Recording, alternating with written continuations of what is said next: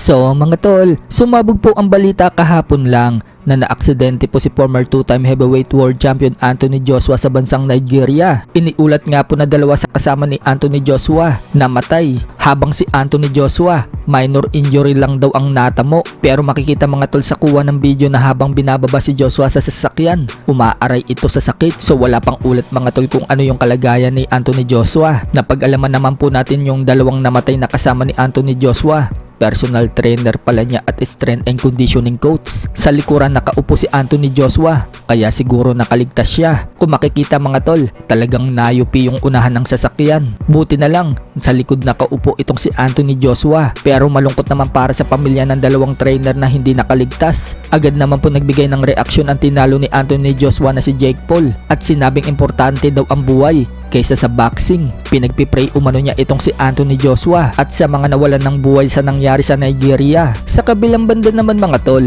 matapos pong mag-usap si Manny Pacquiao at General Casimero sa video call pagkatapos ng impresibong pagkapanalo ni Casimero sa Japan kontra kay Tommy Sikushi. Sa isa nga pong live mula sa Casimero team, nabanggit ni Casimero na mag-undercard daw siya sa laban ni Manny Pacquiao.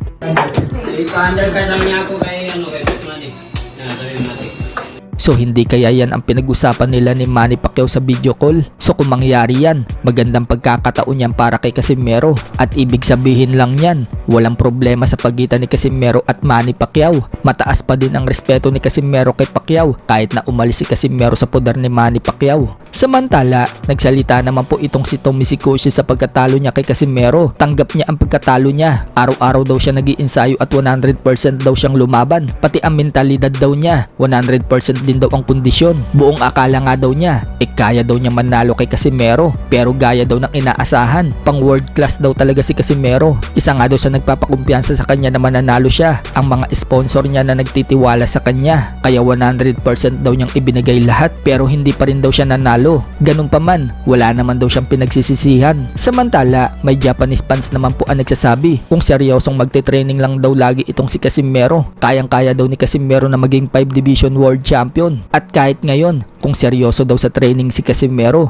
malaki daw ang chance na maging world champion muli ito. Habang ang batikang sports analyst natin dito sa Pinas na si Atty. Ed Tolentino, sinabing dapat daw unahan ni Casimero si Inoue na makakuha ng belt sa featherweight division habang busy pa daw si Inoue sa super bantam. Kapag naging kampiyon daw kasi si Casimero sa featherweight at umakyat itong si Inoue, nakaposisyon na daw si Casimero at walang magagawa itong si Inoue kundi labanan siya kapag may belt na hawak itong si Casimero. Sa naging laban naman daw ni Casimero kay Tommy Sikushi, kahit na tune up fight lang daw yun, napaka-importante daw ng laban na yung para kay Casimero. Katulad ng sinasabi niya, mabubura daw ang pagkatalo ni Casimero kay Kameda noon at para bumalik ang tiwala ng mga tao sa kanya. Pero kung natalo daw si Casimero sa laban niya kay Tom, baka tapos na daw ang karir ni Casimero sa boxing.